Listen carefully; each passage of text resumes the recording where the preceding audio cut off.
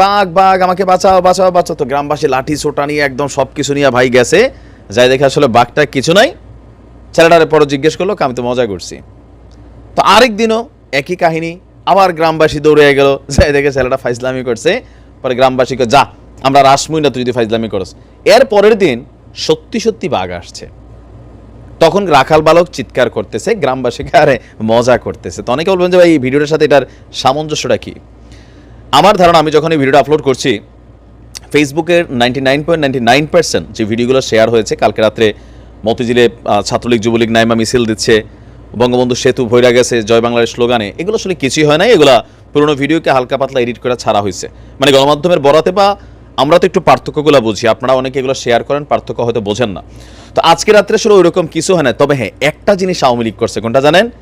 বাঘ আসবে এরকম একটা আওয়াজ তৈরি করছে সোশ্যাল মিডিয়া প্ল্যাটফর্মে, তাদের অফিসিয়াল ফেসবুক পেজ থেকে, যে আজকে 3টায় আপনার যে মহা সমাবেশের ডাক দিয়েছে, বা সামহাও শহীদ নূর হোসেন দিবস হিসাবে এই আওয়াজটা দিছে। এখন দেখেন এই আওয়াজ দেওয়ার পর কি হলো, সমন্বয়কদের তো টেনশন, কারণ তারা জানে কি ঘটবে তাদের সাথে।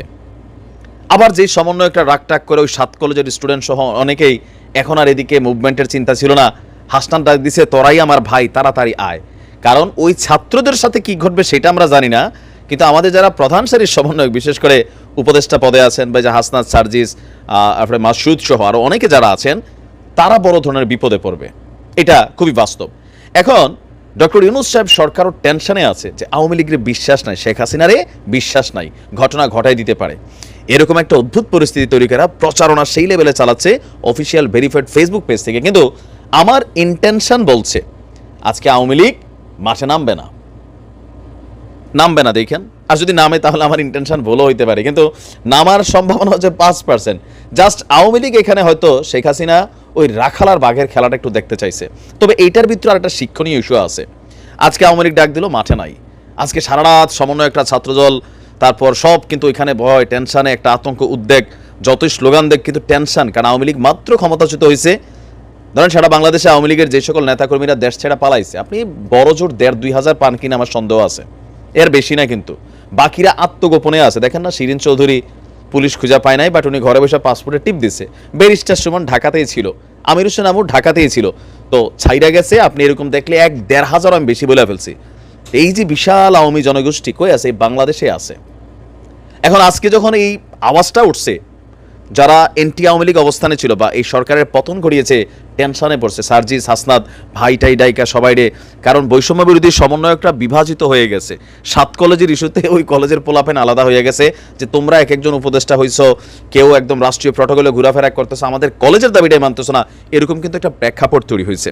তো ইউনূস সাহেব তিনি তো আরও টেনশনে আছেন। ভদ্রলোক মানুষ, রাজনীতি ওই লেভেলে কিন্তু তিনি বোঝেন না, যারা বুঝান। তো সব কিছু মিলে একটা টেনশন, স্ট্রেসে গেছে। পুলিশ আসলে কতটুকু ফাংশন হবে অনেকে চিন্তা করছে। দেখো, পুলিশের অলরেডি 250 আর দিক দিয়ে কোথায় 50 না 52 এখানে মানে কি বলা হচ্ছে, ট্রেনিং পিরিয়ড এদেরকে বাদ দিচ্ছে। 3,500 নাকি আবার লিস্ট হচ্ছে, তাদেরকে রাখবে না কি রাখবে না। তো পুলিশের মধ্যে তো একটা টেনশন আছে না? পুলিশের মধ্যে এখনো ম্যাক্সিমাম পুলিশের গায়ে আওয়ামী লীগের ফ্লেভার আছে, গন্ধ আছে। সেনাবাহিনীতে একটা সার্কেল আছে, যদি এমন কিছু ঘটে তাহলে পুলিশ এবং আর্মি ফাংশন করবে না, তাহলে অবস্থানটা কি হবে? আওয়ামী লীগ আবার ঘোষণা দিচ্ছে, দেখো পুলিশ আর্মি নামবে না, তোমরা টেনশন করো না, চলে আসো আজকে। তো এখন এই ইস্যুটাতে এই যে একটা ভীতিকর পরিস্থিতি তৈরি হয়েছে, আপনি প্রধান উপদেষ্টার যিনি প্রেস উইং মানে প্রেস সচিব আছেন, চেহারা দেখেন। এই ভদ্রলোক প্রতিদিন চুলটুল আমার মতন পরিপাটি করে আশ্রয় আসে, বাট কালকে চেহারা কেমন জানি একটু উস্কু খুস্কু ছিল, কোথায় জানি একটা হালকা পাতলা মনে হচ্ছে যে টেন্সড। হ্যাঁ, সারা রাত ঘুম নাই। ওই এলাকাতে বিরিয়ানি ভালো ব্যবসা কিনা হয়েছে, মোটামুটি ক্ষুদ্র ব্যবসায়ী যারা, তারা ভালো ইনকাম করছে। আজকে সারাদিনে রাতে যা দেখছেন কিছুই হয় নাই। মানে আওয়ামী লীগের নাইমা গেছে, এই যে হাজার হাজার ভিডিও, এগুলো ফেক ভিডিও ছিল। এখন বিষয় হচ্ছে, আমি যখন ভিডিও আপলোড করছি, আপনি যখন দেখতেছেন মাঠে আওয়ামী লীগের খবর পাইছেন কিনা অথেন্টিক ওয়েতে, যদি না পান তাহলে সেই বাঘ রাখালের গল্পের মতনই। এই যে মরহুম আব্দুল জলিল সাহেব একটা ট্রাম্প কার্ড খেলছিল, খেয়াল আছে না?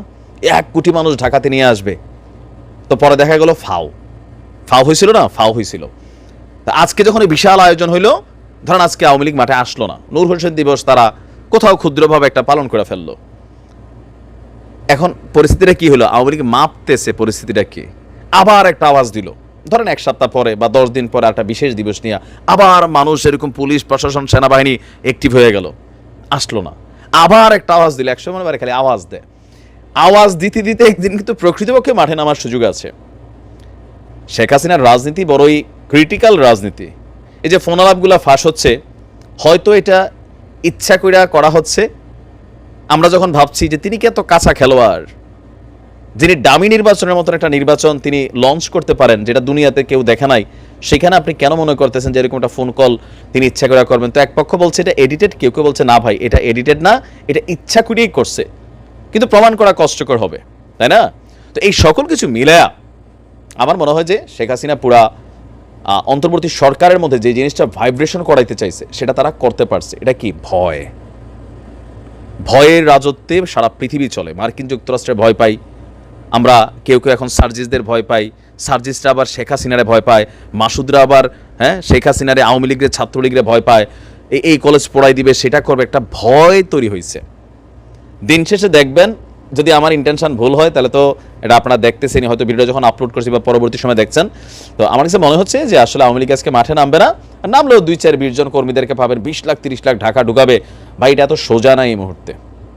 আর যদি ঢুকতো, আমি যখন নিউজটা আপলোড করতেছি অলরেডি 200-100 মানুষ পড়ে যাওয়ার কথা।